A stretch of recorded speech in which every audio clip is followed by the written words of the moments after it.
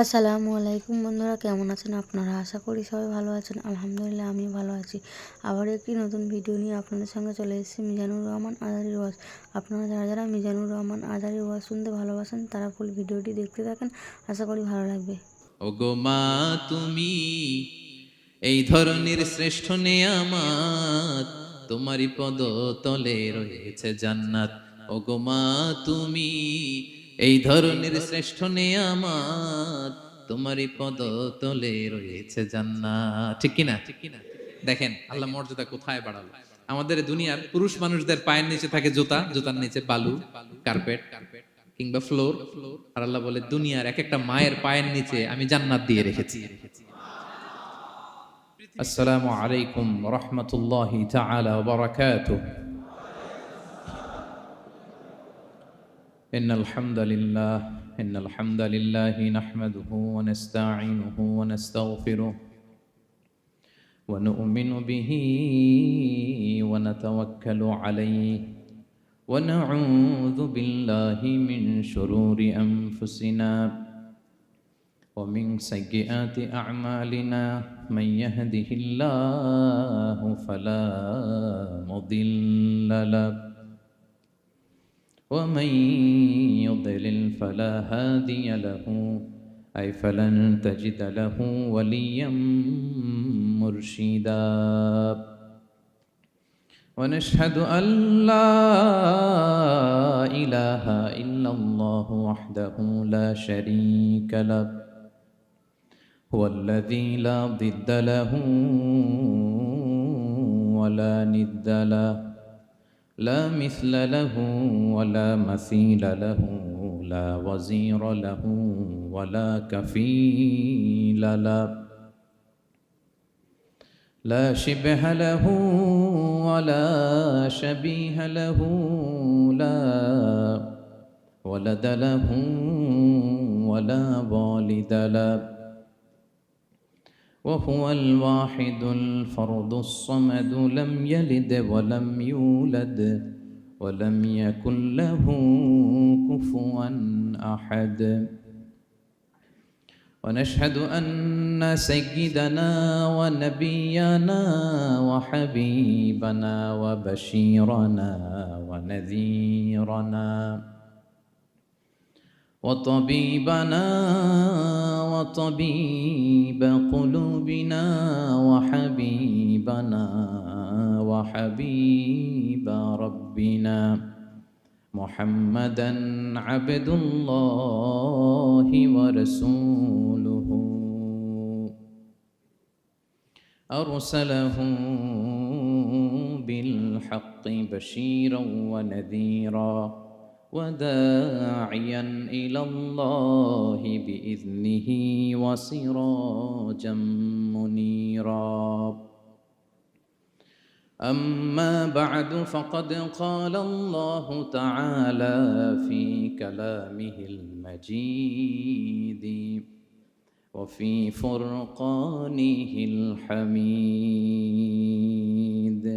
أعوذ بالله من الشيطان الرجيم بسم الله الرحمن الرحيم ولقد آتينا لقمان الحكمة أن اشكر لله ومن يشكر فإنما يشكر لنفسه ومن كفر فإن الله غني حميد إن الله وملائكته يصلون على النبي يا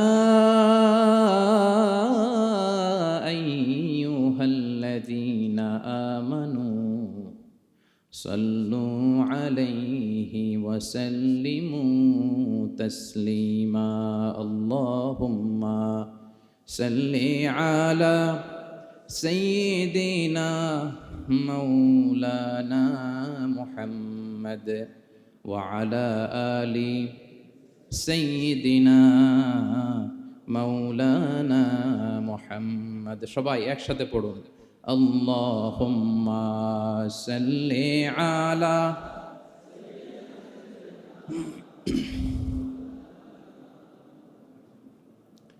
وعلى آل سيدنا مولانا محمد মুনামার কাদেরে দিল আমার কাদেরে যেতে সোনার মদিনায় পড়েন সবাই মন আমার কাদেরে দিল আমার কাদেরে যেতে সোনার মদিনায় ওই মদিনার পথের ধুলি ওই মদিনার পথের ধুলি জুড়াই মনো বেদনা আল্লাহুম্মা সাল্লি আলা সাইয়্যিদিনা মাওলানা মুহাম্মদ ওয়া আলা আলি সাইয়্যিদিনা মাওলানা মুহাম্মদ কত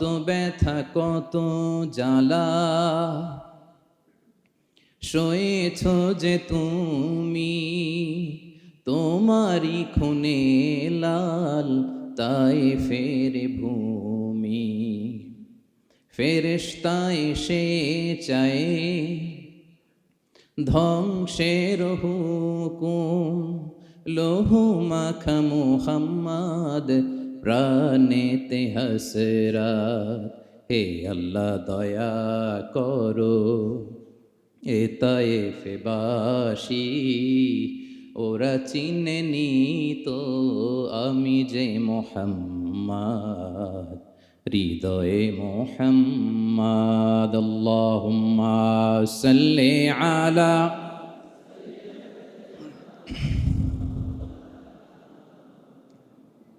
وعلى آل سيدنا مولانا محمد اللهم صل على محمد وعلى آل محمد كما صليت على إبراهيم وعلى آل إبراهيم إنك حميد مجيد اللهم بارك على محمد وعلى آل محمد كما باركت على إبراهيم وعلى آل إبراهيم إنك حميد مجيد সকল প্রশংসার মালিককে সকল ক্ষমতার উৎসকে কেউ যেটা পারে না পারে কে কেউ যেটা দেখে না দেখে কে কেউ যেটা শোনে না শোনে কে সে আল্লাহর আলিশান দরবারে লাখো কোটি শুকর এবং সুজুদ আমরা পড়ে নিচ্ছি কালিমাতুশ শুকর আলহামদুলিল্লাহ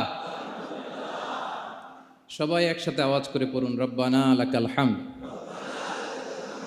হামদান কাসীরান তাইয়িবান মুবারাকান ফীহি ইয়া রাব্বি লাকাল হামদু কামা ইয়ানবাগি লিজালালি ওয়াজহিকা ওয়া আযীমি সুলতানিকা لك الحمد بالإيمان لك الحمد بالإسلام لك الحمد بالقرآن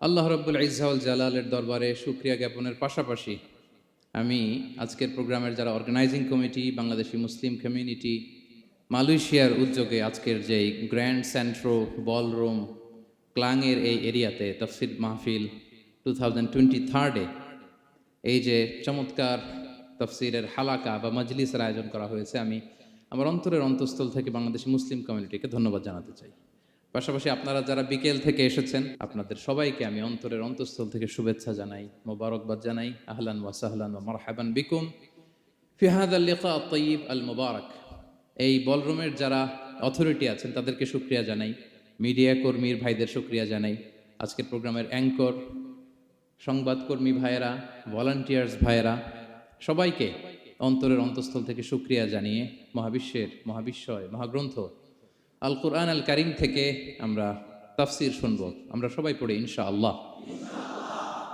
আপনারা সবাই সুস্থ আছেন তো? আলহামদুলিল্লাহ। এটা হচ্ছে কোরআনের প্রতি ভালোবাসা মানুষের, কোরআনের মুআজিজা। কোরআন মানুষকে অ্যাট্রাক্ট করে, আকর্ষিত করে। কোরআনের এই ক্ষমতা আছে। রাসূল সাল্লাল্লাহু আলাইহি ওয়াসাল্লামের কণ্ঠের সুমধুর কোরআনের তেলাওয়াত শুনে অনেক কাফের কালিমা পড়ে মুসলমান হয়ে যেত। আজও কোরআনের তেলাওয়াত শুনে, কোরআনের অর্থ পড়ে, কোরআনের তাফসীর পড়ে মানুষ আবেগতাড়িত হয়। এটার ইনফ্লুয়েন্স অনেক আলাদা, এটার ইম্প্যাক্ট আলাদা। তো এই যে দুর্বার আকর্ষণ, এটা কোরআনের আকর্ষণ, ঠিক কিনা? আমরা সব সময়ের জন্য কোরআনের সাথে সুসম্পর্ক বজায় রাখতে পারি। আল্লাহ তুমি তৌফিক দান করো। প্রিয় ভাইরা, আমি সূরাতুল লুকমান থেকে একটি আয়াত তেলাওয়াত করেছি। সূরাতুল লুকমানের দ্বিতীয় রুকুর তাফসীর আজকে আমরা শুনবো। কততম রুকুর? এটা কোরআনের 31 নম্বর সূরা। এটা মাক্কি সূরা। সূরাতুল লুকমান কি সূরা? মাক্কি সূরা। কোরআনের 31তম সূরা এবং অনেকগুলো রুকু আছে এই সূরায়। আমরা দ্বিতীয় রুকু থেকে কথা শুনব। বেসিক্যালি এই দ্বিতীয় রুকুতে সাইয়েদনা লুকমান আলাইহিস সালাম ওনার ছেলেকে কিছু অ্যাডভাইস করেছিলেন, উপদেশ। বাবা হিসেবে আমরা আমাদের ছেলেমেয়েদের অ্যাডভাইস করি না?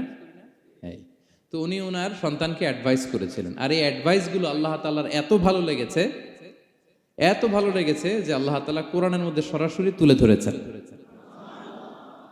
তার মানে আল্লাহ তাআলা বুঝাতে চান আমরাও যেন আমাদের সন্তানদেরকে এই অ্যাডভাইসগুলো করি। এবং আপনি অবাক হবেন, আমরা যখন তাফসিরের ইন ডেপথ তাফসিরে যাব, ভিতরে ঢুকবো, আপনি অবাক হবেন যে 3000 বছর আগের সেই উপদেশমালা কিভাবে মডার্ন টাইমের সাথে এত প্রাসঙ্গিক হতে পারে।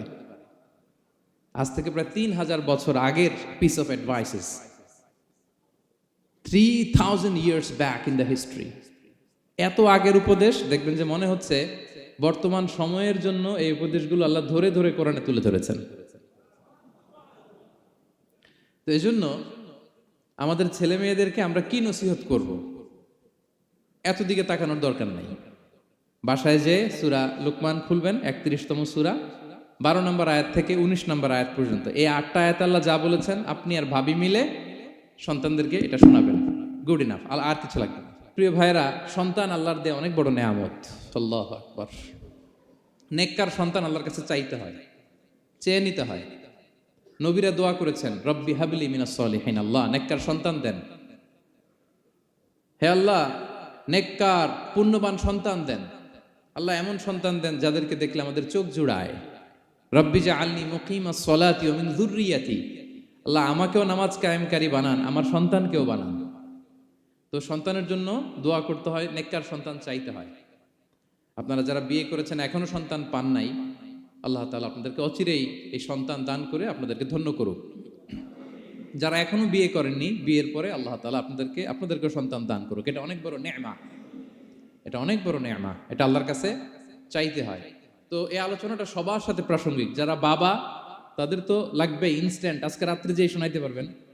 যারা বাবা হতে যাচ্ছেন তারাও আগে থেকে জেনে রাখলেন, ওয়েল প্রিপেয়ার্ড। আর যারা এখনো বিয়েই করেন নাই, প্ল্যান করে রাখেন যে এইটা আমি আমার ওয়াইফের সাথে প্ল্যান করে এই নাসিহাগুলো আমার সন্তানদেরকে আমরা শোনাবো। সবাই পড়ুন ইনশাআল্লাহ। এবার প্রশ্ন করে উত্তর দেন। সূরাটার নাম কি? মাক্কি না মাদানী? কত নম্বর সূরা কোরআনের? 31 নম্বর সূরা। আচ্ছা প্রিয় ভাইয়েরা, কালামুল্লাহ মাজিদে কুরআন আল কারিমে আল্লাহ তাআলা মানুষের নামে মোট 8টি সূরা দিয়েছেন।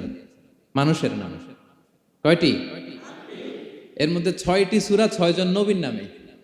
6টি সূরা 6 জন। সূরা হুদ, সূরা ইউসুফ, সূরা ইউনুস, সূরা মুহাম্মদ, সূরা নূহ, সূরা ইব্রাহিম। এই 6 জন নবীর নামে 6টা সূরা। আর মানুষের নামে মোট 8টা, নবীর নামে গেল 6টা, আর রইল কয়টা? 2টা। আল্লাহর প্রিয় ভাজন একজন বান্দা এবং একজন বান্দির নামে আল্লাহ আরো 2টা সূরা দিলেন। আল্লাহর প্রিয় বান্দি মারিয়াম আলাইহিস সালাম, ঈসা আলাইহিস সালামের মা, ওনার নামে একটা সূরা আছে না? কি নাম? সূরা মারিয়াম। আর আরেকটা হচ্ছে এই যে সূরা লুকমান, উনি কিন্তু নবী না। তাহলে আবার বলি, মানুষের নামে আল্লাহ তাআলা কোরআনে কয়টা সূরা দিয়েছেন? 8টি। এর মধ্যে 6টা দিয়েছেন 6 জন নবীর নামে, আর বাকি 2টা আল্লাহর 2জন প্রিয় বান্দা বান্দির নামে। একটা সূরা মারিয়াম আর একটা সূরাতু লুকমান। তো আমরা শুরুতেই জানবো যে এই লোকমান কে, কে ছিলেন তিনি। লোকমান আলাইহিস সালাম আল্লাহর প্রিয় ভাজন একজন ব্যক্তি ছিলেন, খুব বিজ্ঞ একজন মানুষ ছিলেন, খুব জ্ঞানী প্রাজ্ঞ একজন ব্যক্তিত্ব ছিলেন। দেখতে উনি কালো ছিলেন, কুৎসিত, চামড়াটা কি ছিল? কালো, ব্ল্যাক। তার মানে ব্ল্যাক হইলেই কাউকে ছোট করা যাবে না। কাজী নজরুল বড় সুন্দর লিখেছেন, কালো আর ধলো বাহিরে কেবল, ভিতরে সবাই সমান রাঙ্গা, কেটে দিলে রক্তের রং।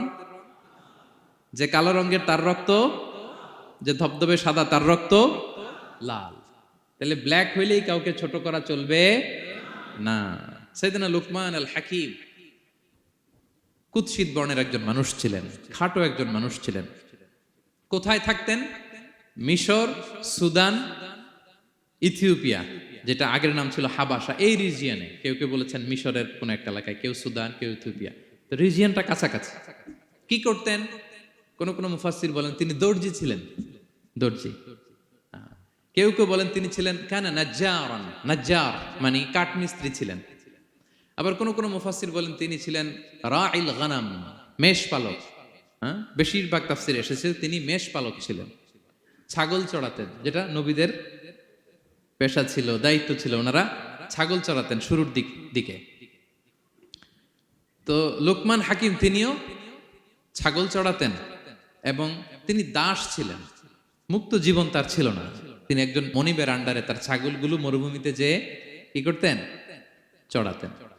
মজার ব্যাপার হচ্ছে, সারা দুপুর, সারা বিকেল, সারা দিন ছাগল চড়িয়ে আসার পরে লোকমান যখন বাসায় ফিরে আসতো, তখন এলাকার লোকজন সবাই লোকমানের কাছে জড়ো হতো, আর উনি তাদেরকে তার প্রজ্ঞা, তার বিজ্ঞচিত কথাগুলো শেয়ার করতেন, শোনাতেন, এগুলো বলতেন। তো এগুলো দেখে লোকমানের মালিক অবাক, কিরে আমার কাছে এলাকার কেউ আসে না, কিন্তু আমার দাস দেখতে কুৎসিত কালো, এই লোকমানের কাছে সবাই এসে ঘিরে থাকে, কি ওর কাছে কি পায়, কি আছে ওর কাছে? তো শ্রোতাদের কয়েকজনকে ডেকে বলল, ঘটনা কি? তোমরা সবাই লোকমান সন্ধ্যাবেলায় ফিরে আসলে তার পাশে জড়ো হও কেন, কি পাও? তো তারা বলল, আপনার দাস লোকমান, এটা সে সাধারণ কোনো মানুষ নয়, সে অসাধারণ মানুষ। সে এমন কথা বলে এগুলো শুনলে জীবন পাল্টে যায়। সুবহানাল্লাহ বিহামদিহি। মালিক বলে, ঘটনা কি?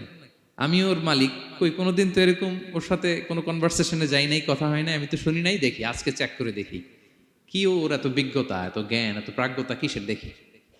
তো আজকে সন্ধ্যাবেলায় ফিরছে, উনি বলতেছে, ইয়া লোকমান ইযবাহ লানা শাতান, একটা ছাগল জবাই করো, ওয়া আখরিজ মিনহা আতিয়াবা মুদগাতাইন, এবার এই ছাগলের সবচেয়ে শ্রেষ্ঠ দুইটা অঙ্গ কেটে নিয়ে আসো, যাও। ফা আখরাজাল লিসান ওয়াল কলব, লোকমান যে ছাগল জবাই করে ছাগলের জিহ্বাটা আর কলব, হার্ট, এই দুইটা কেটে নিয়ে আসছে, বলতেছে এই দুইটা শ্রেষ্ঠ। বলছে আচ্ছা ঠিক আছে। মালিক আবার বলল, ওয়াযবাহ লানা শাতান উখরা ইয়া লোকমান, যাও আরেকটা জবাই করো। ওয়া আখরিজ মিনহা আখবাসা মুদগাতাইন, এবার সবচেয়ে নিকৃষ্ট দুইটা অঙ্গ ছাগলের কেটে নিয়ে আসো, যাও দেখি তো। ফা আখরাজাল লিসান ওয়াল কলব, সে আরেকটা ছাগল জবাই করে আবার জিহ্বা আর হার্ট, কলব কেটে নিয়ে আসছে, বলছে এই যে এটা সবচেয়ে নিকৃষ্ট। তো মালিক বলে, মা হাযা ইয়া লোকমান, মা লাকা ইয়া লোকমান, ঘটনা কি লোকমান? শ্রেষ্ঠ দুটো অঙ্গ কাটতে বললাম, জিহ্বার কলিজা হৃদয় কেটে নিয়ে আসলাম, বললাম সবচেয়ে নিকৃষ্ট দুটো অঙ্গ কাটো, আবার জিহ্বার এটা কেটে নিয়ে আসলাম। তো লোকমান বলতেছে, জিহ্বা আর হৃদয় যদি শ্রেষ্ঠ হয়, কলব যদি শ্রেষ্ঠ হয়, এর চেয়ে শ্রেষ্ঠ অঙ্গ আর হতে পারে না। আর জিহ্বা আর কলব যদি খারাপ হয়, মানুষের মুখ আর হৃদয় যদি খারাপ হয়, এর চেয়ে নিকৃষ্ট অঙ্গ আর হতে পারে না। সে তো অবাক, তাই তো? সে চিন্তা করে দেখে, তাই তো, এই মুখ দিয়ে মানুষ ভালো কথা বলে, সত্যের পায়গাম পৌঁছায়, মানুষের কল্যাণের জন্য ডাকে, জিকির করে, তাসবিহ পড়ে, কোরআন তেলাওয়াত করে, তখন তো এই জিহ্বা শ্রেষ্ঠ। আবার এই জিহ্বা দিয়ে যখন সে সমালোচনা করে, গীবত করে, শেখায়াত করে, অন্যকে গালি দেয়, কটু কথা বলে, তখন তো এই জিহ্বাটাই নিকৃষ্ট, ঠিক কিনা? আবার এই হৃদয় দিয়ে, এখানে সিনায় যখন আল্লাহর জিকির বসায়, এই হৃদয় দিয়ে মানুষের কল্যাণের কথা চিন্তা করে, সত্যের কথা চিন্তা করে, তখন তো এটা সবচেয়ে ভালো। আবার এই হৃদয়ে যদি অন্যের ব্যাপারে হিংসা পুষে রাখে, এই হৃদয়ে যদি সে নিজের ব্যাপারে হাই স্টিম, অহংকার পুষে রাখে, তাইলে হৃদয়ের চেয়ে খারাপ অঙ্গার হতে পারে। মালিক অবাক হয়ে গেল, বলতেছে, তাই তো লোকমান, আসলেই তুমি অনেক প্রাজ্ঞ, অনেক বিজ্ঞ, যাও, তোমাকে আমি আর এই বন্দিত্বের মধ্যে আটকে রাখতে চাই না, তোমাকে আমি এই ভালো কথাগুলো গণমানুষের কাছে পৌঁছে দেওয়ার জন্য আজ থেকে তোমাকে লোকমান আমি আজাদ করে দিলাম। মুক্ত জীবন পেয়ে মুক্ত বিহঙ্গের মতো তিনি উড়ে বেড়াতে লাগলেন, আর মানুষের কাছে তার এই প্রাজ্ঞ বিজ্ঞচিত কথাগুলো তিনি ছড়াতে লাগলেন। তো তিনি তার সন্তানকে ডেকে বলেছিলেন, কিছু উপদেশ দিয়েছিলেন ডেকে, যে বাবা এটা করো, এটা করো, এটা করো, এটা করো না। এই তার সন্তানকে এই উপদেশগুলো তিনি যে দিলেন, আল্লাহ তাআলার কাছে এত ভালো লেগেছে, এতই চমৎকার এবং পারফেক্ট মনে হয়েছে, আল্লাহ তাআলা কিয়ামত পর্যন্ত গোটা বিশ্বের সব বাবারা মায়েরা যেন তাদের সন্তানদেরকে এই উপদেশ দিতে পারে, হুবহু লিটারালি ওই কথাগুলো আল্লাহ তাআলা কোরআনের মধ্যে তুলে দিয়েছেন। আজকের সূরা লোকমানের দ্বিতীয় রুকুতে মূলত এই তাফসীরটাই আপনাদেরকে শোনাবো। তো কোন প্লট, কোন স্লট আজকে আলোচনা হবে সবার কাছে ক্লিয়ার? হ্যাঁ, আগ্রহ জাগছে, জানার ব্যাপারে আগ্রহ জাগছে? আচ্ছা, আসুন আমরা মহাবিশ্বের মহাগ্রন্থ আল কোরআন আল কারীম থেকে সরাসরি আলোচনা শুরু করি। আমরা আউযু বিল্লাহ দিয়ে শুরু করি, সবাই পড়ুন, আউযু বিল্লাহি মিনাশ শাইতানির রাজীম, বিসমিল্লাহির রহমানির রহিম। ولقد آتينا لقمان الحكمة أن اشكر لله ومن يشكر فإنما يشكر لنفسه ومن كفر فإن الله غني حميد। سبحان الله পড়েন। আল্লাহ তাআলা বলছেন, ওয়ালাকাদ আতাইনা লুকমানাল হিকমা, আমি লোকমানকে হিকমত দিয়েছি, প্রজ্ঞা দিয়েছি, আর বলেছি আনিশকুর লিল্লাহ, লোকমান আল্লাহ শুকরিয়া করো। ওমাই ইয়াশকুর ফাইন্নামা ইয়াশকুরু লিনাফসি, যে আল্লাহ শুকরিয়া করে সে তার নিজের জন্যই করে, এটা নিজের জন্যই ভালো। ওমান কাফারা ফাইন্নাল্লাহা গানিয়ুন হামিদ, আর যে শুকরিয়া করে না, নাশুকরি করে, অকৃতজ্ঞ হয়, তাহলে জেনে রেখো আল্লাহ তাআলা তিনি গানি, অমুখাপেক্ষী, তিনি হামিদ, সদা প্রশংসিত। সুবহানাল্লাহ পড়েন। তাহলে আল্লাহ তাআলা বললেন, আমি লোকমানকে প্রজ্ঞা দিয়েছি, হিকমত দিয়েছি। হিকমত, হিকমত শব্দের সাথে আপনারা পরিচিত আছেন না? আমি লোকমানকে হিকমত দিয়েছি, এটা অনেক দামি জিনিস, সবার থাকে না। হিকমত জিনিসটা কি? না, জ্ঞান হচ্ছে নলেজ, আর হিকমা হচ্ছে বাংলায় বলে প্রজ্ঞা, হ্যাঁ, ইংরেজিতে বলে উইজডম। দেখি কেউ বলতে পারে কিনা, একজন আমাকে শোনান দেখি হিকমতটা কি, দেখি কেউ কিছু বলতে পারেন কিনা। হিকমত মানে ক্ষমতা, একজন বলছে। আচ্ছা, আর অলৌকিক সামথিং, আর শক্তি, আর হ্যাঁ, এদিক থেকে যোগ্যতা, আর জ্ঞান। ঠিক আছে, আমার ভাইরা চেষ্টা করছে, আলহামদুলিল্লাহ। আচ্ছা, হিকমত আর ইলমের মধ্যে পার্থক্য আছে। হিকমা is something more than knowledge. আজকে শিখে যান, ইলম মানে যেটা জ্ঞান বা নলেজ, নলেজের সাথে যখন কমন সেন্স যুক্ত হয় তখন ওটা হিকমা হয়ে যায়। সুবহানাল্লাহ কইতে পারলেন না? নলেজ, নলেজ আর common sense, I repeat, knowledge আর কমন সেন্স ইকুয়াল টু হিকমা বা উইজডম।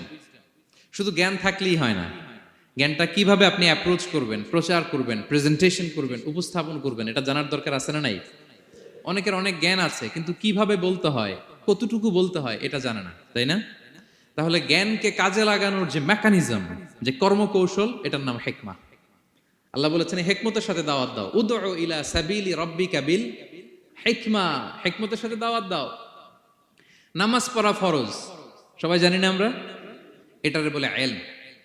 কিন্তু নামাজটা কিভাবে পড়তে হয়, রুকু কেমনে দিতে হয়, সেজদা কেমনে করতে হয়, হ্যাঁ, সালাম ফিরে কিভাবে এটা এক্সিট করতে হয়, এই পুরো মেকানিজমটা জানার নাম হিকমা। তাহলে knowledge plus common sense equal to হিকমা। জ্ঞান আর কমন সেন্স একসাথে যদি হয় এটা উইজডম বা প্রজ্ঞা হিসেবে রিফ্লেক্ট করে। বুঝতে পারছেন? আল্লাহ বললেন, আমি লোকমানকে প্রজ্ঞা দিয়েছি।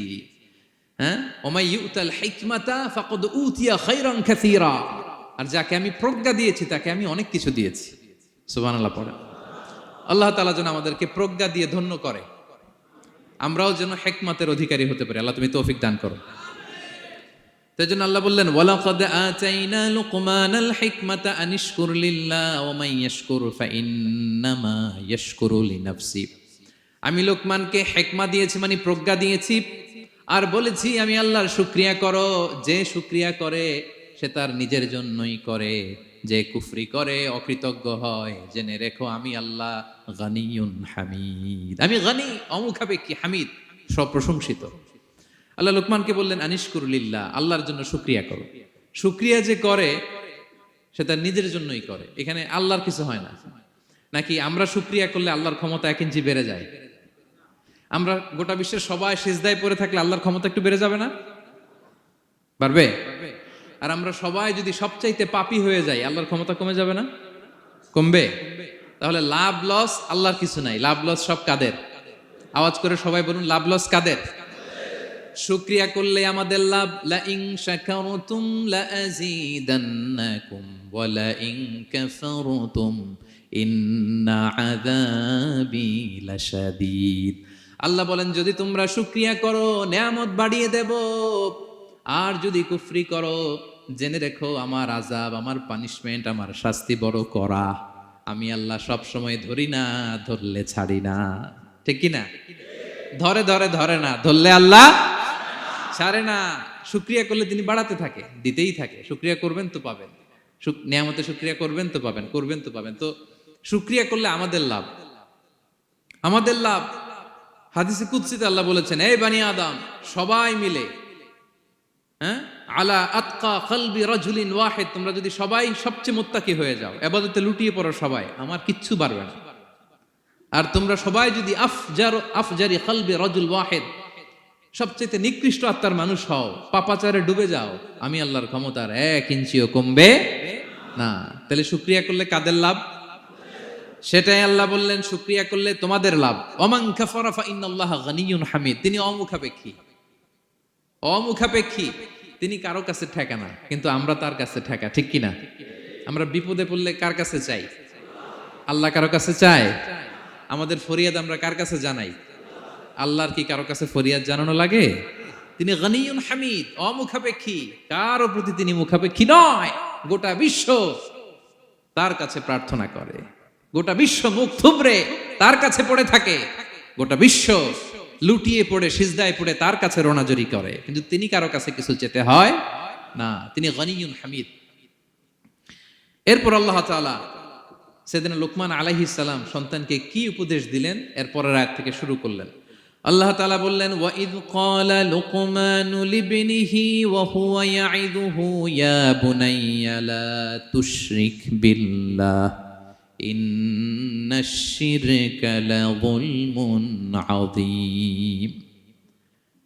আল্লাহ বললেন স্মরণ করুন সে সময়ের কথা যখন লোকমান তার সন্তানকে বলেছিল, কি অবস্থায়? ওয়া হুয়া ইয়াইদুহু, ওয়াজ করতেছিল, ছেলেকে নাসিহাত করতেছিল, কাউন্সেলিং করতেছিল। ফ্যামিলিতে এটা খুব জরুরি, নাসিহা করা, একে অপরকে উপদেশ দেয়া। কারণ আদ-দীনু আন-নাসিহা, দিন মানেই কল্যাণ কামনা করা, দিন মানেই অন্যকে কি দেয়া? উপদেশ দেয়া, নাসিহা দেয়া। এটা যেন আমরা দেই। এজন্য ফ্যামিলি কাউন্সেলিংটা জরুরি। নিজেই হুট করে সব সিদ্ধান্ত নেবেন না। আপনার স্ত্রীর সাথে পরামর্শ করুন, আপনার সন্তানদের সাথে পরামর্শ করুন। দেখেন সাইয়েদনা ইব্রাহিম আলাইহিস সালাম, তিনি স্বপ্নে দেখলেন তিনি ইসমাইলকে জবাই করতেছে। এটা দেখেই ডিরেক্টলি জবাই করতে উদ্যত হলেন না, তিনি ছেলেকে বললেন, ফানজুর মাযা তারা ইন্নী রাআইতু ফিল মানামি আন্নী আযবাহুক। ইসমাইল, আমি স্বপ্নে দেখেছি যে আমি তোমাকে কি করছি? জবাই করছি। ফানজুর মাযা তারা, what's your opinion about it, what do you think about it. এবার বলো তোমার অপিনিয়ন কি, তুমি কি ভাবছো? আমি দেখেছি তোমাকে জবাই করছি, তোমার অপিনিয়ন বলো। দেখেন, যেমন বাবা তেমন ছেলে, বাপ কা বেটা সিপাহী কা ঘোড়া কুছ না হতো থোড়া থোড়া। সুবহানাল্লাহ বিহামদি। যেমন বাবা তেমন ছেলে। ছেলে বলে, ইয়া আবাতি ফাআল মা তুমার, বাবা আপনি যা দেখেছেন তাই করেন। সাতাজিদুনি ইনশাআল্লাহু মিনাস সাবিরিন, আপনি অচিরে আমাকে ধৈর্যশীলদের অন্তর্ভুক্ত পাবেন। আল্লাহু আকবার। বাবা আপনি ভয় পাবেন না, বিচলিত হবেন না, আমার কারণে আপনি আল্লাহর কাছে লজ্জিত হবেন না। আপনি যেমনটি দেখেছেন তেমনটি করুন, ভয় পাবেন না, অচিরেই আপনি আমাকে ধৈর্যশীলদের অন্তর্ভুক্ত পাবেন। যেমন বাবা তেমন ছেলে, ঠিক তেমন রেসপন্স, ঠিক তেমন উত্তর। সাথে সাথে বললেন, বাবা আপনি ভয় পাবেন না, করুন। তো দেখেন আল্লাহর নবী ইব্রাহিম আলাইহিস সালাম স্বপ্নে যেটা দেখেছেন আল্লাহর পক্ষ থেকে এসেছে, চাইলেই তো ছুরি চালাতে পারতেন, চালিয়েছেন? কি করছেন? পরামর্শ করেছেন, কাউন্সেলিং করেছেন। ফ্যামিলি কাউন্সিলিংটা খুবই জরুরি। This is the first and foremost reminder tonight. আজকের তাফসির থেকে প্রথম রিমাইন্ডার এটা যে বাসায় আমরা কাউন্সিলিং করব, বড় কোনো সিদ্ধান্ত নিতে গেলে পরামর্শ করব, যেমনটি নবী আলাইহিস সালাম ওনারা করেছেন, ঠিক কিনা? তাহলে সাইয়েদনা লোকমান আলাইহিস সালাম ছেলেকে উপদেশ দিচ্ছেন, আর উপদেশের ভাষা হতে হবে কোমল। দেখেন এখানে আল্লাহ তাআলা যেটা ব্যবহার করেছেন, ইয়া বুনাইয়া, যারা আরবি জানেন, বুনাইয়া শব্দটা কিন্তু সাধারণ শব্দ না। হ্যাঁ, ইবনুন থেকে বুনাই মানে খুব আদর করে ছোট্ট বাচ্চাকে আমরা যেটা ডাকি, ও আমার কলিজার টুকরা সন্তান, ও আমার সোনামণি, হ্যাঁ, ও আমার ছোট্ট মণি, ও আমার বাজান, হ্যাঁ, ও আমার আব্বু। আর কি বলেন ছেলে মেয়েদেরকে আপনি? সায়া। কি এটার মানে কি? হ্যাঁ, ইংরেজিতে বললে ডার্লিং। আর ঠিক আছে, ডার্লিং কিন্তু সবাইরে বলা যায়, মানে যাকে আপনি লাভ করেন, ভালোবাসেন, আপনার ছেলেকে ডার্লিং বলতে পারেন, মেয়েকে বলতে পারেন, আপনার ওয়াইফকে বলতে পারেন, অন্য আবার অন্যান্য নারীদেরকে বলা যাবে না, স্ত্রী পর্যন্ত, হ্যাঁ, কাছের যারা এদেরকে। তো মালয়েশিয়ান ভাষা তো আমি জানি না, মালয়েশিয়াতে যেটা বলে ওইটা দিয়ে ডাকবেন, খুব সোহাগ দিয়ে, আদর দিয়ে, কারণ নাসিহাতের ভাষা খুব কোমল হতে হয়। যে নাসিহাত হৃদয় নিংড়ানো মমতা দিয়ে বেরোয়, ওই নাসিহাত অন্যের হৃদয়ে যে টাচ করে। কথা বুঝতে পেরেছেন? যেটা হৃদয় নিংড়ানো ভালোবাসা থেকে বেরোয় নাসিহাত, সেটা আপনার ছেলের হৃদয়ে যে টাচ করবে, ক্লিক করবে। আর যদি রেগে মেগে আগুন হয়ে ওরে ধরেন, নামাজ পড়লি না কেন, এটা করলি কেন, এমনটা হইলো কেন, ও শুনবে? শুনবে না, বিগড়ে যাবে। দেখেন সাইয়েদনা মূসা আলাইহিস সালাম এবং সাইয়েদনা হারুন আলাইহিস সালাম দুজন মিলে যখন ফেরাউনকে দাওয়াত দিতে যাবেন, আল্লাহ বললেন, মূসা তোমার মেজাজ কিন্তু গরম, এই গরম মেজাজ নিয়ে ফেরাউনের দাওয়াত দিলে হবে না। রব্বুল আলামিন বললেন, মূসা তোমার মেজাজ বড্ড গরম, কিন্তু তোমার জিহ্বাটা দিয়েছি আমি নরম, এই নরম জিহ্বা দিয়ে ফেরাউনের দরবারে যে যখন দাঁড়াবা, ফাকুলা লাহু কাওলান লাইয়িনান লাআল্লাহু ইয়াতাযাক্কারু আও ইয়াখশা। সুবহানাল্লাহ পড়েন। ফাকুলা লাহু কাওলান লাইয়িনা, সফট ল্যাঙ্গুয়েজ ইউজ করবা, কোমল ভাষায় দাওয়াত দিবা, নরম ভাষায় সফট করে, কোমল করে, ভদ্র করে ফেরাউনের কাছে প্রেজেন্টেশন দিবা। হতে পারে তোমার এই সুন্দর প্রেজেন্টেশনের কারণে ফেরাউন দাওয়াত কবুল করে নিতে পারে। দেখেন আমাদের যে অ্যাপ্রোচে ভুল অনেক দায়ীদের, ফেরাউনের মতো কুখ্যাত সন্ত্রাসী এই পৃথিবী আর দেখবে? কথা বলেন না কেন? ফেরাউনের চাইতে বড় গডফাদার, ফেরাউনের চাইতে বড় সন্ত্রাস ডাকাত এই পৃথিবীতে আর দ্বিতীয়টা কেউ এসেছে? তো এই ফেরাউনকে দাওয়াত দেওয়ার জন্য আল্লাহ মুসাকে বললেন, মুসা সফটলি বইলো, কোমল ভাষায় বইলো, একটু মোলায়েম সুরে বইলো, যাতে ওর হৃদয়ে টাচ করে। আর আমরা যাদেরকে খারাপ মনে করি, যাদেরকে আমরা পাপী মনে করি, তারা কি ফেরাউনের চেয়েও খারাপ? হ্যাঁ, তো তাদের কাছে আমরা যখন বার্তা পৌঁছাই, আমরা তো অ্যাগ্রেসিভ হই কেন, আমরা তো অ্যাটাকিং হই কেন, আমরা হিট করে করে কথা বলি কেন? না, দিস ইজ নট দ্য দাওয়া অ্যাপ্রোচ। এইভাবে দাওয়াত দিলে সেই দাওয়াত কোনো ফল বয়ে আনবে না। তো দেখেন আল্লাহ বললেন, ওয়াইদ ক্বালা লুকমানু লিবনিহি ওয়া হুয়া ইয়াইদু, স্মরণ করুন সে সময়ের কথা যখন লোকমান তার ছেলেকে বলেছিল, ওয়াজ করে, উপদেশ দিয়ে, নাসিহা করে, ইয়া বুনাইয়া, ও আমার কলিজার টুকরা সন্তান, ও আমার সোনামণি। যত কোমল ভাষায় আপনার ছেলেকে ডাকতে পারেন, এরকম আদর দিয়ে, সোহাগ দিয়ে, হ্যাঁ, মায়া মমতা মাখা মোলায়েম কণ্ঠে ওকে ডাকবেন। ডেকে কি উপদেশ দিলেন দেখেন। সাইয়েদনা লোকমান প্রথম উপদেশ দিলেন, ইয়া বুনাইয়া, আমার সন্তান, লা তুশরিক বিল্লাহ, ও আমার কলিজার টুকরা বাবা, আল্লাহর সাথে তুমি শিরক করো না। প্রথম উপদেশ, খবরদার আমার কলিজার টুকরা সন্তান, আল্লাহর সাথে শরীক করতে যেও না, আল্লাহর সমকক্ষ কাউকে মনে করো না। আল্লাহকে যেমনি বড় মনে করো, আল্লাহকে যেমনি রিজিক দাতা মনে করো, আল্লাহকে যেমনি পালন কর্তা মনে করো, গোটা বিশ্বের কোন সৃষ্টিকে এমন মনে করো না। লা তুশরিক বিল্লাহ, শিরক করো না। প্রথম অ্যাডভাইস দেখেন, প্রথম অ্যাডভাইসটা অনেক গুরুত্বপূর্ণ। সবচেয়ে জরুরিটা আগে বলতে হয়, কি বলেন? আগে বলতেছে লা তুশরিক বিল্লাহ, ও আমার সন্তান, আল্লাহর সাথে শরীক করো না, কারণ ইন্না শিরকা লা যুলমুন আযীম, আল্লাহর সাথে শিরক বড় পাপ, এটা হচ্ছে যুলমুন আযীম, অনেক বড় জুলুম, এটা মহাপাপ, এটা অনেক বড় জুলুম। শিরকের চাইতে বড় জুলুম আর হতে পারে? শিরকের চাইতে বড় জুলুম আর হতে পারে? কারণ এই জুলুম আপনি সৃষ্টি হয়ে করতেছেন কার প্রতি? বুঝে থাকলে উত্তর দেন। এই জুলুম আপনি সৃষ্টি হয়ে কার প্রতি করতেছেন? আল্লাহর প্রতি। জুলুম কারে বলে দেখি, কে বলতে পারে? অত্যাচার। আর মানুষের হক নষ্ট করা, মাশাআল্লাহ অনেক চমৎকার, এটা জুলুম। তার মানে অধিকার নষ্ট করা, কি বলেন? অধিকার হরণ করা, এটা হচ্ছে জুলুম।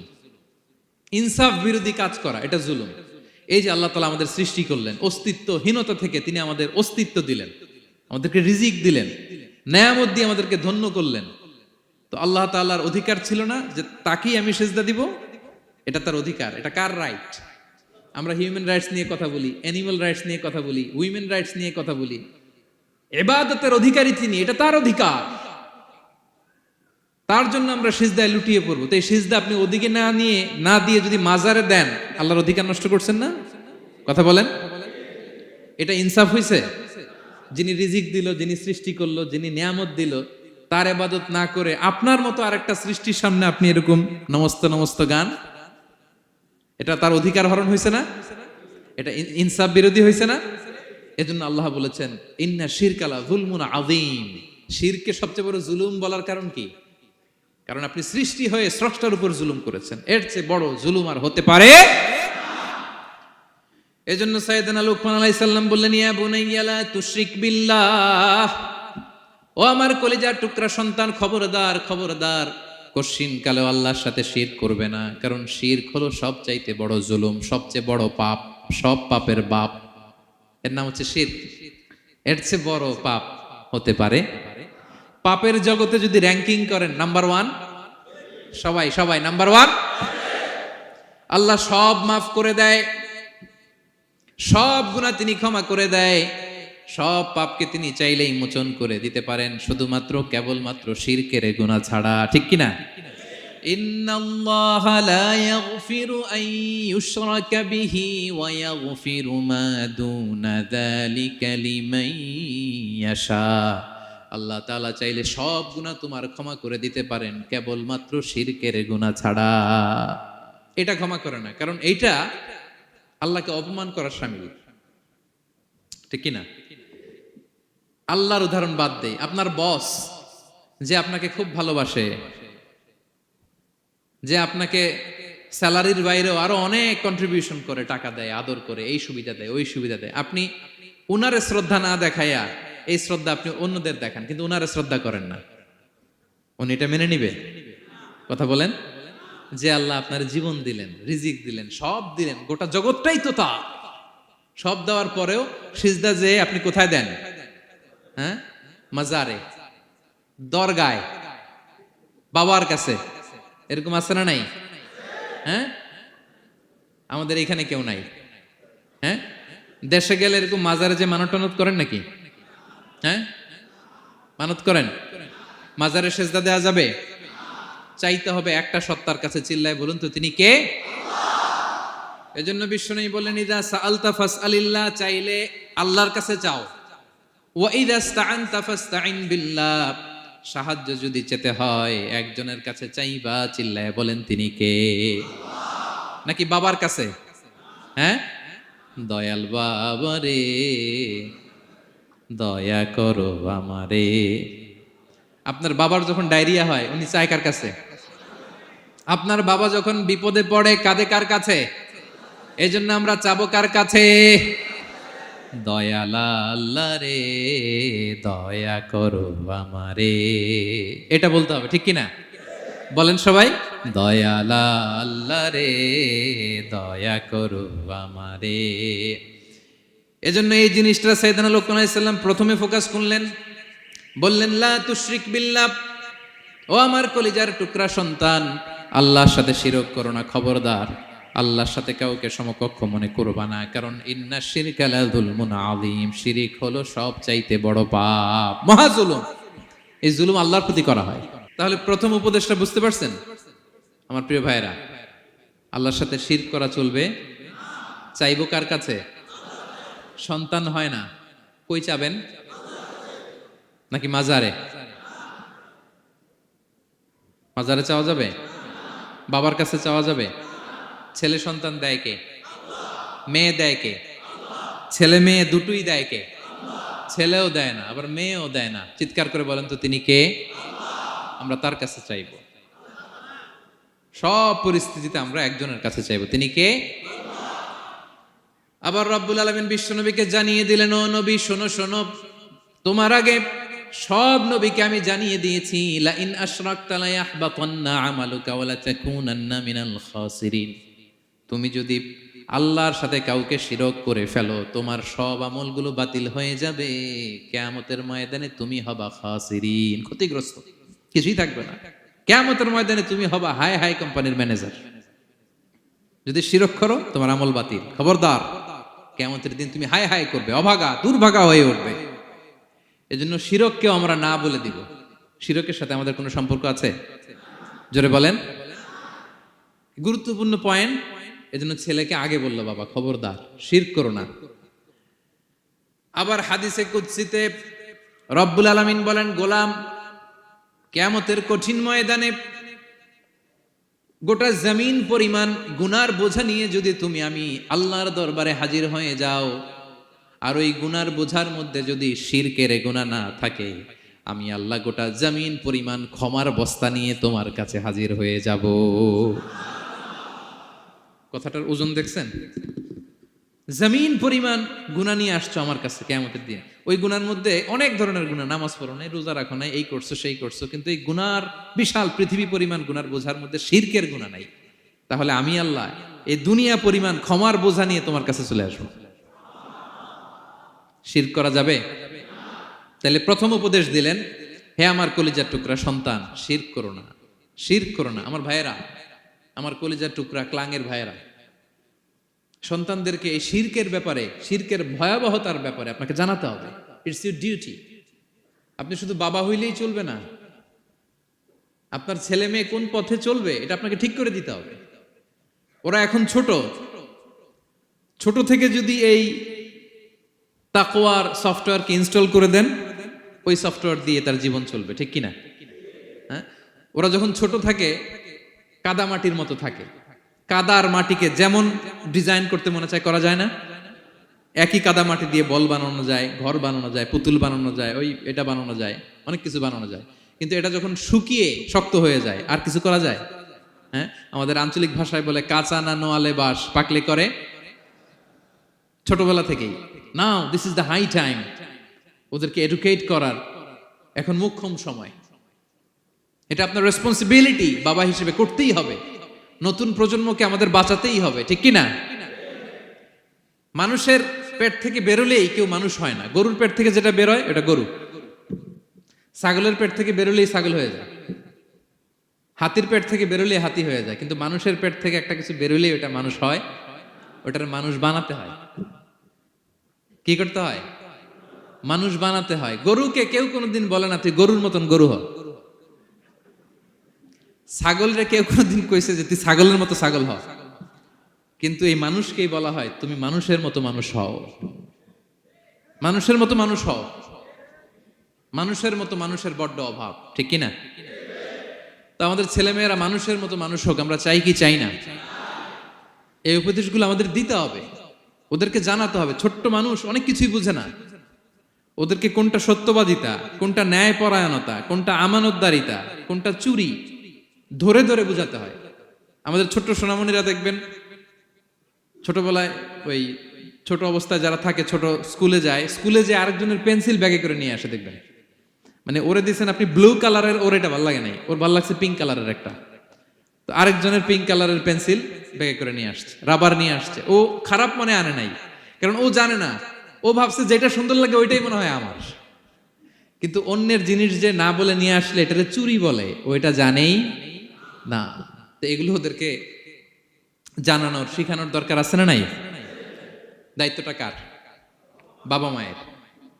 আমার প্রিয় ভাইয়েরা, সন্তানদেরকে যেন আমরা গাইড করি, ইনস্ট্রাক্ট করি, আমরা যেন ওদেরকে শিখাই কোনটা সত্য কোনটা মিথ্যা। এখন তো এই যে সোশ্যাল মিডিয়ার যুগ, এটা ছাড়া খেতেই চায় না, তাই না? ঘুমাতেই চায় না। সে কি দেখে এটা আপনার জানতে হবে।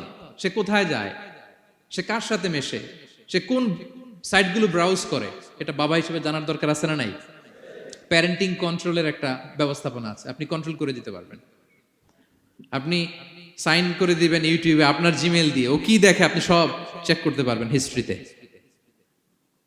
যুগ যেমন, ওই যুগের মেডিসিনও তেমন, ওইভাবে আপনাকে নিয়ন্ত্রণ করতে হবে। কারণ এই যুগে আমাদের তরুণ শিশু কিশোররা এত এত চ্যালেঞ্জের সম্মুখীন হচ্ছে যেটা আগে কখনো হয় নাই। The world is changing so fast, it's very difficult to handle our teenagers. ওদের প্রশ্ন শুনলে আপনি অবাক হয়ে যাবেন। আমি উত্তর দিতে পারি না মাঝে মাঝে, আমার ছোট মেয়ের অনেক প্রশ্নের উত্তর দিতে পারি না, মানে পারি, ও মানতে চায় না, আর্গুও করে, এমন এমন কথা বলে যেগুলো আমরা 10-15 বছর বয়সেও শিখি নাই। আজকে 5-6 বছরের ছোট বাচ্চা, ছেলে মেয়ে আপনাকে এমন প্রশ্ন করবে আপনি অবাক হয়ে যাবেন। এজন্য ছোটবেলা থেকেই ওদের মন মস্তিষ্কের ভেতরে এই ইসলামের শিক্ষাটা ঢুকাই দিতে হবে আমার ভাইয়েরা। ইসলাম সেটাই চায় যে এইমাত্র জন্মগ্রহণ করছে যে বাচ্চাটা, নবজাতক, নিউ বর্ন বেবি, ওর আমল নামা শুরু হয়েছে? সবাই বলেন, এইমাত্র ভূমিষ্ঠ একটা বাচ্চার আমল নামা শুরু হয়েছে। তারপর ইসলাম বলে ওর কানের সামনে আল্লাহু আকবার, আল্লাহু আকবার বলে আল্লাহর নামটা ঢুকিয়ে দাও। এখনো আমল নামা শুরু হয় নাই, এখনো ভালো খারাপের কিছুই হয় নাই, তারপরও আল্লাহ বলে দুনিয়াতে আসার সাথে সাথে আজান দিয়ে ইসলামের কথাটা কানের ভেতরে ঢুকায়া দাও। আমাদের দায়িত্ব হচ্ছে ওদেরকে এডুকেট করা। 1 নাম্বার উপদেশ তিনি দিলেন, লা তুশরিক বিল্লাহ, শিরক করো না, শিরক মহাপাপ। এই পয়েন্টটা বুঝতে পারছেন সবাই? উনি বেসিক্যালি ওনার সন্তানকে 9টা উপদেশ দিয়েছিলেন। কয়টা? সবাই বলুন, 9টা।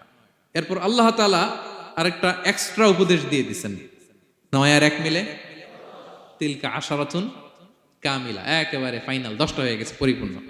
তো শিরকের ব্যাপারে সতর্ক করার সাথে সাথে আল্লাহ তাআলা নিজ থেকে একটা উপদেশ দিলেন। আল্লাহ তাআলা কি বললেন? রব্বুল আলামিন বললেন, ওয়াসাইনাল ইনসানা বিওয়ালিদাইহি হামালাতহু উম্মুহু ওয়াহানান আলা ওয়াহান ওয়া ফিসালুহু ফি আমাইনি আনিশকুর লি ওয়া লিওয়ালিদাইকা ইলাইয়াল মাসির। সুবহানাল্লাহ পড়ে।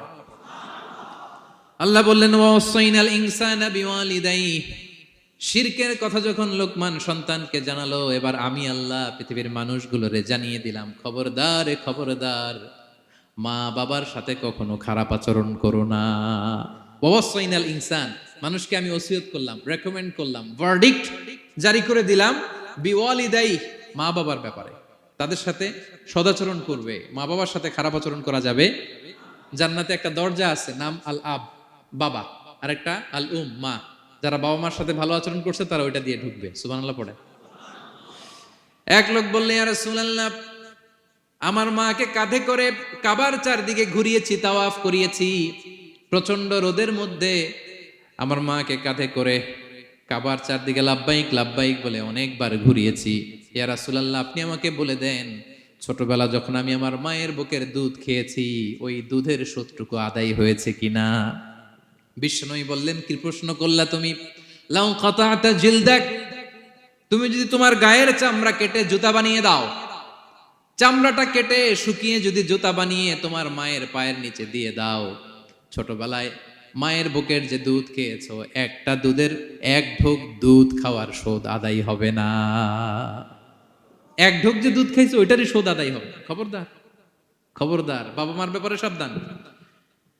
বিশেষ করে মায়ের সাথে, দুজনের কথাই আল্লাহ প্রথমে বললেন, এরপরে বললেন বিশেষ করে মায়ের সাথে, কারণ হামালাতহু উম্মুহু, বাবা তোমারে পেটে ধরে নাই, পেটে ধরেছে কে? ওয়াহানান আলা ওয়াহান, 10 মাস 10 দিন বোঝার পরের বোঝা, যন্ত্রণার পরে যন্ত্রণা বাবা সহ্য করে নাই, করেছে কে? এত বড় একটা পেট হয়ে গেছিল, জানেন তো? হ্যাঁ, আল্লাহ। এই পেটটা নিয়ে বারবার কিচেনে যাওয়া লাগছে, এটা নিয়ে টয়লেট করে, এটা নিয়ে গোসল করে, ঘুমাতে পারে না, শুইলে উঠতে পারে না, উঠলে বসতে পারে না। 1 দিন 2 দিন, 1 সপ্তাহ 2 সপ্তাহ, 10 মাস 10 দিন আমার মাকে এই কষ্ট দিয়েছি। মায়ের কলিজার মাঝখানে লাথি মেরে দুনিয়াতে এসেছে। এরপরে আল্লাহ বললেন, ওয়া ফিসালুহু ফি আমাইন, এখানেই শেষ নয়, দুধ ছাড়াতে লেগেছে 2 বছর। কয় বছর? ওগো মা, তুমি এই ধরনের শ্রেষ্ঠ নেয়ামত তোমারই পদ তলে রয়েছে জান্নাত। ওগো মা তুমি এই ধরনের শ্রেষ্ঠ নেয়ামত, তোমারই পদ তলে রয়েছে জান্নাত। ঠিক কিনা? দেখেন আল্লাহ মর্যাদা কোথায় বাড়ালো। আমাদের দুনিয়ার পুরুষ মানুষদের পায়ের নিচে থাকে জুতা, জুতার নিচে বালু, কার্পেট কিংবা ফ্লোর। আর আল্লাহ বলে দুনিয়ার এক একটা মায়ের পায়ের নিচে আমি জান্নাত দিয়ে রেখেছি। এই পৃথিবীটারে 100 বার বিক্রি করলে জান্নাতের একটা চেয়ারের দাম হবে?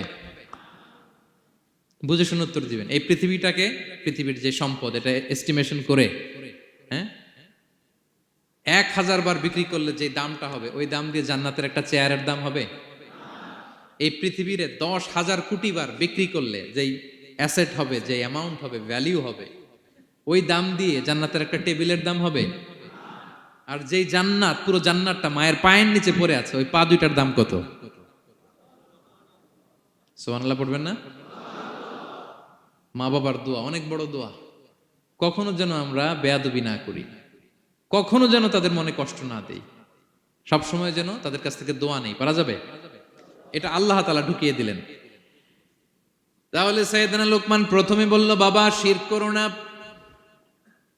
এরপরে রব্বুল আলামিন বললেন, শিরকের পরে তোমাদের সব চাইতে বড় দায়িত্ব যে বাবা মা তোমাদের জন্য এত কষ্ট করেছে, তাদের সাথে খারাপ আচরণ করো না। দুইটা হয়ে গেল। কয়টা? আওয়াজ করে বলেন কয়টা? 3 নম্বরে সাইয়েদনা লোকমান আলাইহিস সালাম ছেলেকে বললেন, ইয়া বুনাইয়া ইন্নাহা ইন তাকু মিসকালা হাববাতিন মিন খারদালিন ফাতাকুম ফি সখরাতিন আও ফিস সামাওয়াতি আও ফিল আরদি ইয়াতি বিহাল্লাহ ইন্নাল্লাহা লাতীফুন খাবীর। 3 নম্বরে সাইয়েদনা লোকমান বললেন, বাবা সরিষার দানা পরিমাণ কোনো ভালো কাজ যদি তুমি করো কিংবা খারাপ কাজ যদি তুমি করো, সেটা যদি মাউন্ট এভারেস্টের উপরে উঠে করো, কোনো খারাপ কাজ, আও ফিস সামাওয়াতি মহাশূন্যে যে যদি করো, আও ফিল আরদে জমিনের অতল গহ্বরে কোনো সুড়ঙ্গ বানিয়ে সেখানেও যে যদি কোনো পাপ করো, ইয়াতি বিহাল্লাহ সেটাও আল্লাহ নিয়ে আসবে। কোনো পাপ বা কোনো ভালো কাজ আকাশে উঠে, পাহাড়ে উঠে কিংবা সুড়ঙ্গ করে জমিনের ভিতরে ঢুকেও যদি করো, কিয়ামতের দিন আমলনামায় সেটা দেখতে পাবে। সুবহানাল্লাহ পড়বেন না? কারণ ইন্নাল্লাহা লাতীফুন খাবীর, তিনি হলেন লাতীফ সূক্ষ্মদর্শী। যত ছোট কাজই করো না কেন তার চোখে ফাঁকি দেয়া যায়। তার মানে 3 নাম্বার উপদেশে সাইয়েদনা লোকমান তার ছেলেকে আল্লাহর শক্তি, আল্লাহর ক্ষমতার ব্যাপারে একটা ধারণা দিচ্ছেন। নিজের ছেলেকে তার রবকে চিনাইতে হবে। আমাদের রবকে আমাদের চিনার দরকার আছে না নাই? ছেলেকে বোঝাবেন, বাবা ওই যে তুমি মসজিদে আমার সাথে যে সেজদা দাও, কারে দাও জানো? তিনি কত বড়, তিনি কত বিশাল ক্ষমতার অধিকারী। তুমি সামান্য কোনো ভালো কাজ কিংবা খারাপ কাজ, এটা যদি মহাশূন্যে উঠেও করো, পাহাড়ের চূড়ায় গিয়েও যদি করো, জমিনকে ফেড়ে সুড়ঙ্গের ভেতরে ঢুকেও যদি করো, তার চোখকে কশিনকালেও ফাঁকি দেয়া যাবে। তার মানে 3 নম্বরে আল্লাহর ধারণার ব্যাপারে, শক্তির ব্যাপারে, ক্ষমতার ব্যাপারে, আল্লাহ তাআলার অথরিটির ব্যাপারে, ক্যাপাসিটির ব্যাপারে একটা স্বচ্ছ ধারণা দিয়ে দিল। তুমি জানো নাকি কোন রবের ইবাদত তুমি করো? গোটা দুনিয়ার সবার চোখকে ফাঁকি দেয়া গেল, আল্লাহর চোখকে কশিনকালেও ফাঁকি দেয়া যায় না। ঠিক কি না? এই পৃথিবীতে সবার চোখকে ফাঁকি দেয়া যায় কি যায় না? পুলিশের চোখ, সিকিউরিটির চোখ, বিমানবন্দরে কাস্টমস অফিসারের যে অফিসার থাকে তাদের চোখ, বিভিন্ন জায়গায় বড় বড় যে সিসি ক্যামেরা থাকে, এগুলো ফাঁকি দেয়া যায়। ফাঁকি দেয়া যায় না একজনের চোখ। আওয়াজ করে বলুন তো তিনি কে? ফাঁকি দেওয়া যায়? আচ্ছা বলেন, এই ছোটবেলা থেকেই এই সেন্সেশন, এই অনুভূতি যদি, এই অনুভূতির সফটওয়্যার যদি আপনার ছেলের মাথায় ঢুকায় দেন, এই ছেলে কোনোদিন দুর্নীতি করবে? খাদ্যে ভেজাল দিবে? মাছে ফরমালিন দিবে? প্রতিবেশীকে কষ্ট দিবে? অনিয়ম করবে? অন্যের অধিকার হরণ করবে না। এজন্য ছোটবেলা থেকেই তার রবকে চিনায় দিতে হবে, রবকে চিনায় দিতে হবে।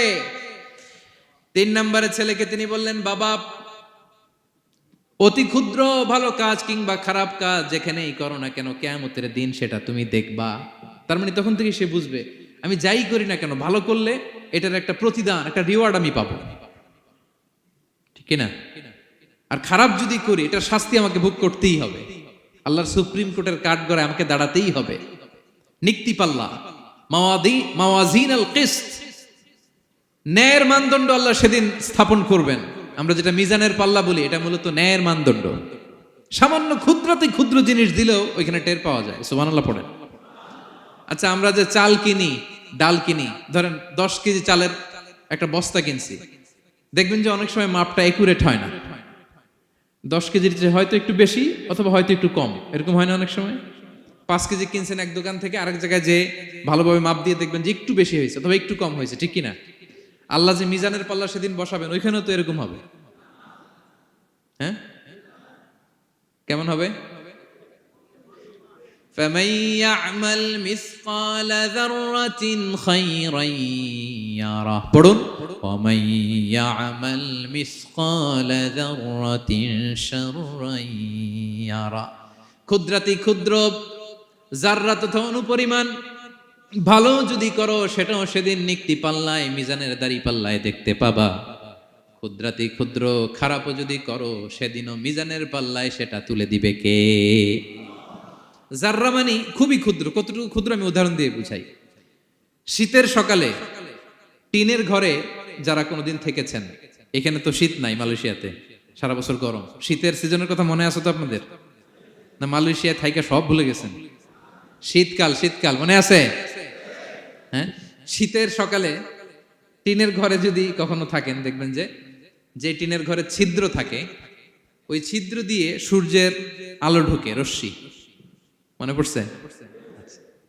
শীতের সকাল, টিনের ছিদ্র দিয়ে দেখবেন চিকন একটা সূর্যের রশ্মি ঢুকছে। ওটার কাছে গেলে দেখা যায় সামান্য ধুলাবালি, কেমন যেন ডাস্ট উড়ে এটার মধ্যে। অন্যদিকে কিন্তু দেখা যায় না, এদিকে নাই, কিন্তু ওই ছিদ্রটার কাছে গেলে দেখা যায় আলো যেদিক থেকে পড়ছে নিচ পর্যন্ত পুরোটার মধ্যে ধূলিকণা। আসলে ধূলিকণা কি শুধু এদিকেই না, পুরা ঘরেই? পুরা ঘরেই আছে। ওইদিকে আলো পড়ছে, ওটা দেখা যায়। ওই যে ছোট্ট সূর্য রশ্মির মধ্যে কাছে গেলে যে ছোট্ট ছোট্ট ধূলিকণা দেখা যায়, ওইটার নাম হচ্ছে যাররা। যাররা, ফামান ইয়ামাল মিসকালা যাররাতিন খাইরান ইয়ারা। এই ধূলিকণার ডাস্টের যাররা পরিমাণ ভালো করলে সেটাও দেখতে পাবা, আবার যাররা পরিমাণ খারাপ করলে সেদিন কিয়ামতের ময়দানে মিজানের পাল্লায় সেটাও দেখতে পাবা। পড়েন সুবহানাল্লাহ। তার মানে 3 নম্বরে ছেলেকে আল্লাহর শক্তি আর সম্ভাবনা সম্পর্কে সতর্ক করলেন, জানান দিয়ে বললেন, বাবা যেটাই করো না কেন, সবার চোখকে ফাঁকি দেওয়া যায় না, একজনের চোখ, তিনি কে? কয়টা গেল উপদেশ? সবাই বলুন তো কয়টা? 3টা। 4 নম্বরে লোকমান আলাইহিস সালাম বললেন, ইয়া বুনাইয়া আকিমিস সালাহ, ও আমার সন্তান, 4 নম্বরে উপদেশ হলো তোমাকে নামাজ কায়েম করতে হবে। নামাজ, সবার আগে নামাজ। কাজকে বলে দাও আমার নামাজ আছে, নামাজকে বলো না কাজ আছে, ঠিক কি না? সালাত কায়েম করো, সালাতে কায়েম করো, হবে জান্নাতি তুমি, হবে জান্নাতি তুমি, দিবে কাল হাসরে শীতল ছায়া আরশে আজিম, রব্বিয়াল আলা রব্বিয়াল আযীম, রব্বিয়াল আলা রব্বিয়াল আযীম। সুবহানাল্লাহ পড়েন। 4 নম্বরে আকিমিস সালাহ, ও আমার কলেজার টুকরা সন্তান, নামাজ কায়েম করো। নামাজ, নামাজ কিয়ামতের ময়দানে সর্বপ্রথম যে জিনিসটার হিসেব আল্লাহ চাইবেন, ওটা কি? সবাই বলেন একসাথে, সেটা কি? বিশ্বনবী ইন্তেকালের আগে বললেন, আস-সালাত আস-সালাত